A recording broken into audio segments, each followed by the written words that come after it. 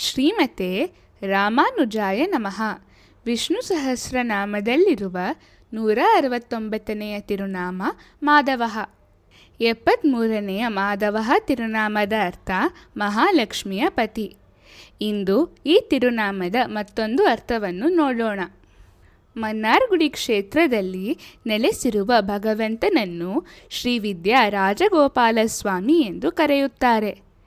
112ನೆಯ ತಿರುನಾಮದಲ್ಲಿ ಶ್ರೀಕೃಷ್ಣನು ಗೋಪಿಳರ್ ಮತ್ತು ಗೋಪ್ರಳಯರ್ ಎಂಬ ಇಬ್ಬರು ಋಷಿಗಳಿಗೆ ತನ್ನ 32 ದಿವ್ಯ ಲೀಲೆಗಳ ದರ್ಶನವನ್ನು ಅನುಗ್ರಹಿಸಿದ ಕಥೆಯನ್ನು ನಾವು ಕೇಳಿದ್ದೇವೆ.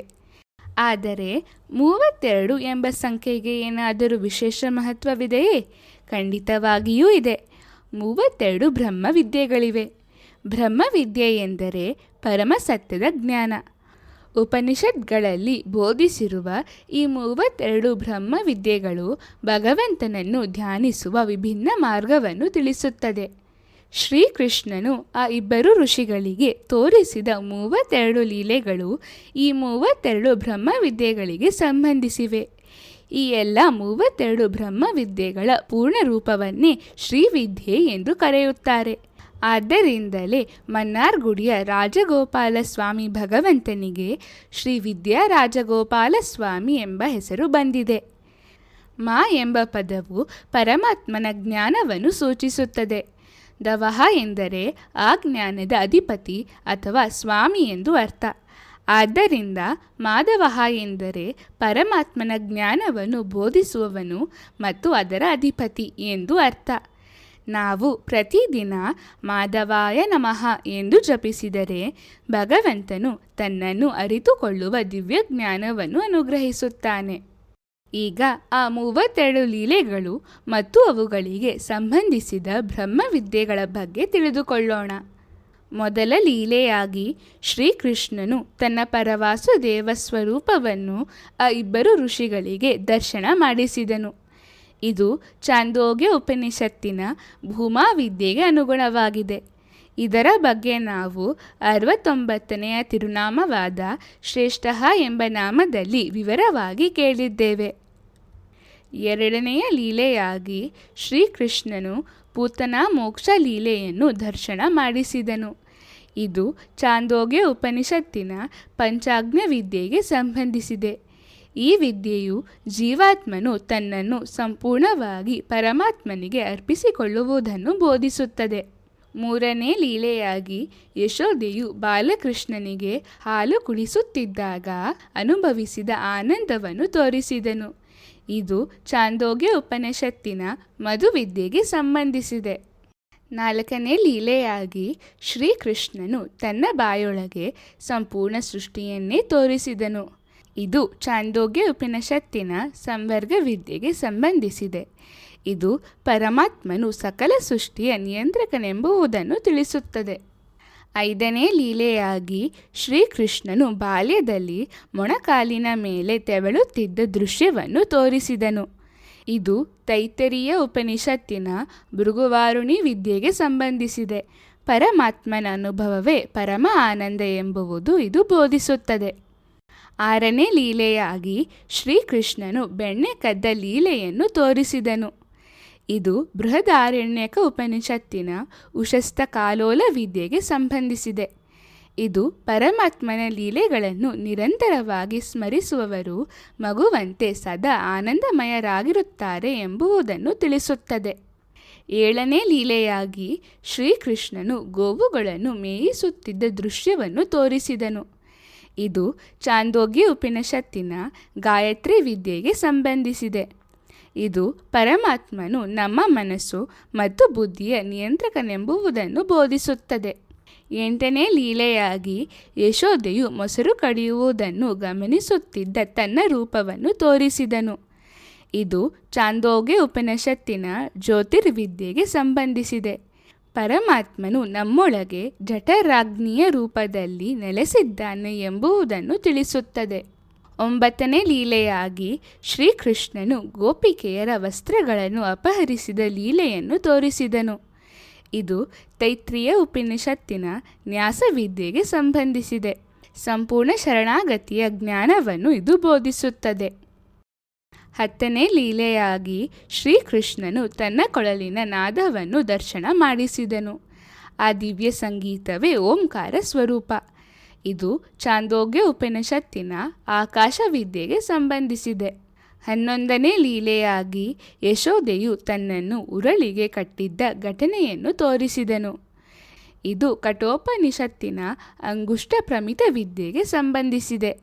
ಪರಮಾತ್ಮನು ತನ್ನ ಭಕ್ತರ ಪ್ರೀತಿಗೆ ತಾನೇ ಬದ್ಧನಾಗುತ್ತಾನೆ ಎಂಬುದನ್ನು ಇದು ತಿಳಿಸುತ್ತದೆ. 12ನೇ ಲೀಲೆಯಾಗಿ ಶ್ರೀಕೃಷ್ಣನು ವೇಣುಗೋಪಾಲನ ರೂಪವನ್ನು ದರ್ಶನ ಮಾಡಿಸಿದನು. ಇದು ಚಾಂದೋಗ್ಯ ಉಪನಿಷತ್ತಿನ ಅಕ್ಷಿ ವಿದ್ಯೆಗೆ ಸಂಬಂಧಿಸಿದೆ. ನಮ್ಮ ಕಣ್ಣುಗಳು ಕಾಣಬೇಕಾದ ನಿಜವಾದ ದರ್ಶನ ಅವನೇ ಎಂಬುದನ್ನು ಇದು ಬೋಧಿಸುತ್ತದೆ. 13ನೇ ಲೀಲೆಯಾಗಿ ಶ್ರೀಕೃಷ್ಣನು ಗೋಕುಲದಲ್ಲಿ ತನ್ನ ಸ್ನೇಹಿತರೊಂದಿಗೆ ಮೊಸರನ್ನು ಹಂಚಿಕೊಂಡು ಸೇವಿಸಿದ ದೃಶ್ಯವನ್ನು ದರ್ಶನ ಮಾಡಿಸಿದನು. ಇದು ಬೃಹದಾರಣ್ಯಕ ಉಪನಿಷತ್ತಿನ ಅಕ್ಷರ ವಿದ್ಯೆಗೆ ಸಂಬಂಧಿಸಿದೆ. ಈ ವಿದ್ಯೆಯು ನಾಶರಹಿತನಾದ ಪರಮಾತ್ಮನ ಮಹಿಮೆಯನ್ನು ಬೋಧಿಸುತ್ತದೆ. 14ನೇ ಲೀಲೆಯಾಗಿ ಶ್ರೀಕೃಷ್ಣನು ಗೋವುಗಳನ್ನು ಹಾಲು ಕರೆಯುತ್ತಿದ್ದ ದೃಶ್ಯವನ್ನು ತೋರಿಸಿದನು. ಇದು ಚಾಂದೋಗ್ಯ ಉಪನಿಷತ್ತಿನ ಪುರುಷ ವಿದ್ಯೆಗೆ ಸಂಬಂಧಿಸಿದೆ. ತನ್ನ ಕರ್ತವ್ಯವನ್ನು ಶ್ರದ್ಧೆಯಿಂದ ನಿರ್ವಹಿಸುವುದೇ ಅತ್ಯುನ್ನತ ಪ್ರಾರ್ಥನೆ ಎಂಬುದನ್ನು ಇದು ತಿಳಿಸುತ್ತದೆ.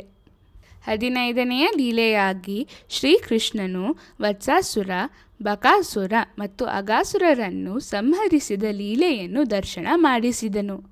ಇದು ಬೃಹದಾರಣ್ಯಕ ಉಪನಿಷತ್ತಿನ ಸರ್ವಾಂತರಾತ್ಮ ವಿದ್ಯೆಗೆ ಸಂಬಂಧಿಸಿದೆ. ಪರಮಾತ್ಮನು ಸಕಲ ಜೀವಿಗಳ ಅಂತರ್ಯಾಮಿಯಾಗಿದ್ದಾನೆ ಎಂಬುದನ್ನು ಇದು ತಿಳಿಸುತ್ತದೆ. 16ನೆಯ ಲೀಲೆಯಾಗಿ ಶ್ರೀಕೃಷ್ಣನು ವಿಷಪೂರಿತ ಸರ್ಪನಾದ ಕಾಳಿಂಗನ ಮೇಲೆ ನೃತ್ಯ ಮಾಡಿದ ಲೀಲೆಯನ್ನು ತೋರಿಸಿದನು. ಇದು ಕೌಶಿತಕಿ ಉಪನಿಷತ್ತಿನ ಬಾಲಾಕಿ ವಿದ್ಯೆಗೆ ಸಂಬಂಧಿಸಿದೆ. 17ನೇ ಲೀಲೆಯಾಗಿ ಶ್ರೀಕೃಷ್ಣನು ಎಲ್ಲ ಗೋಪಿಕೆಯರ ಮಧ್ಯೆ ಕುಳಿತಿದ್ದ ತನ್ನ ದಿವ್ಯ ರೂಪವನ್ನು ದರ್ಶನ ಮಾಡಿಸಿದನು.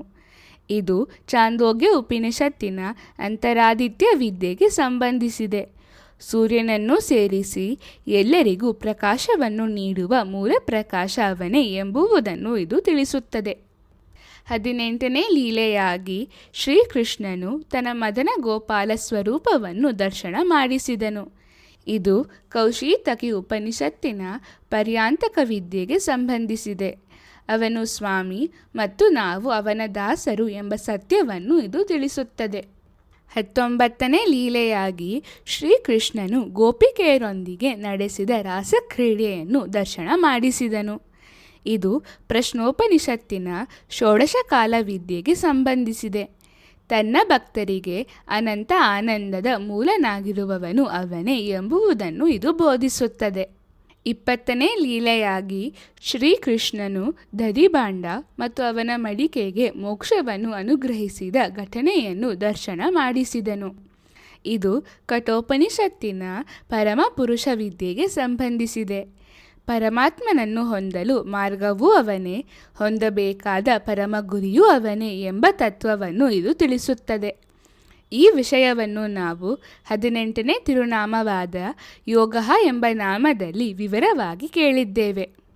21ನೇ ಲೀಲೆಯಾಗಿ ಶ್ರೀಕೃಷ್ಣನು ಗೋಪರು ಮತ್ತು ಗೋಪಿಕೆಯರೊಂದಿಗೆ ಕೂಡಿ ಆಹಾರವನ್ನು ಸೇವಿಸುತ್ತಿದ್ದ ದೃಶ್ಯವನ್ನು ತೋರಿಸಿದನು. ಇದು ಬೃಹದಾರಣ್ಯಕ ಉಪನಿಷತ್ತಿನ ಜ್ಯೋತಿಷಾಂ ಜ್ಯೋತಿರ್ವಿದ್ಯೆಗೆ ಸಂಬಂಧಿಸಿದೆ. ನಿಜವಾದ ಆಹಾರವೆಂದರೆ ಕೃಷ್ಣಾನುಭವವೇ ಎಂಬುದನ್ನು ಇದು ಬೋಧಿಸುತ್ತದೆ. 22ನೇ ಲೀಲೆಯಾಗಿ ಶ್ರೀಕೃಷ್ಣನು ಗೋವರ್ಧನ ಪರ್ವತವನ್ನು ಎತ್ತಿದ ಲೀಲೆಯನ್ನು ದರ್ಶನ ಮಾಡಿಸಿದನು. ಇದು ಈಶಾವಾಸ್ಯ ಉಪನಿಷತ್ತಿನ ಈಶಾವಾಸ್ಯ ವಿದ್ಯೆಗೆ ಸಂಬಂಧಿಸಿದೆ. ಚೇತನ ಮತ್ತು ಅಚೇತನ ವಸ್ತುಗಳೆಲ್ಲವೂ ಅವನ ದೇಹ ಸ್ವರೂಪವೇ ಎಂಬುದನ್ನು ಇದು ಬೋಧಿಸುತ್ತದೆ. 23ನೇ ಲೀಲೆಯಾಗಿ ಶ್ರೀಕೃಷ್ಣನು ಬ್ರಹ್ಮನ ಗರ್ವಭಂಗವನ್ನು ಮಾಡಿದ ಘಟನೆಯನ್ನು ದರ್ಶನ ಮಾಡಿಸಿದನು. ಇದು ಚಾಂದೋಗ್ಯ ಉಪನಿಷತ್ತಿನ ಸದ್ವಿದ್ಯೆಗೆ ಸಂಬಂಧಿಸಿದೆ. ತನ್ನ ದಿವ್ಯ ಸಂಕಲ್ಪದಿಂದ ಒಂದೇ ಸಮಯದಲ್ಲಿ ಅನೇಕ ರೂಪಗಳನ್ನು ಧರಿಸುವ ಸಾಮರ್ಥ್ಯ ಅವನಿಗಿದೆ ಎಂಬುದನ್ನು ಇದು ತಿಳಿಸುತ್ತದೆ. ಈ ಅದ್ಭುತ ಕಥೆಯನ್ನು ನಾವು 29ನೇ ತಿರುನಾಮವಾದ ಭೂತಾದಿಹಿ ಎಂಬ ನಾಮದಲ್ಲಿ ಕೇಳಿದ್ದೇವೆ. 24ನೇ ಲೀಲೆಯಾಗಿ ಶ್ರೀಕೃಷ್ಣನು ಗೋಪಿಕೆಯರೊಂದಿಗೆ ಹಾಡುತ್ತಾ, ನೃತ್ಯ ಮಾಡುತ್ತಾ ಮತ್ತು ಕಾಲ ಕಳೆಯುತ್ತಿದ್ದ ದೃಶ್ಯವನ್ನು ದರ್ಶನ ಮಾಡಿಸಿದನು. ಇದು ತೈತ್ರಿಯ ಉಪನಿಷತ್ತಿನ ಆನಂದಮಯ ವಿದ್ಯೆಗೆ ಸಂಬಂಧಿಸಿದೆ.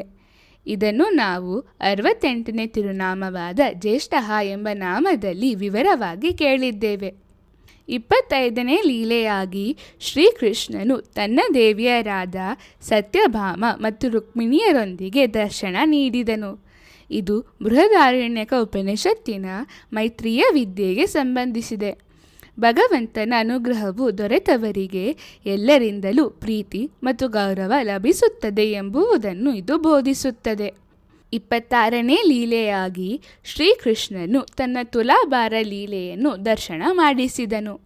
ಈ ಲೀಲೆಯು ಸತ್ಯಭಾಮೆಯ ಅಹಂಕಾರವನ್ನು ನಿವಾರಿಸಿ ರುಕ್ಮಿಣಿಯ ಅನನ್ಯ ಭಕ್ತಿಯನ್ನು ಲೋಕಕ್ಕೆ ತೋರಿಸಿತು.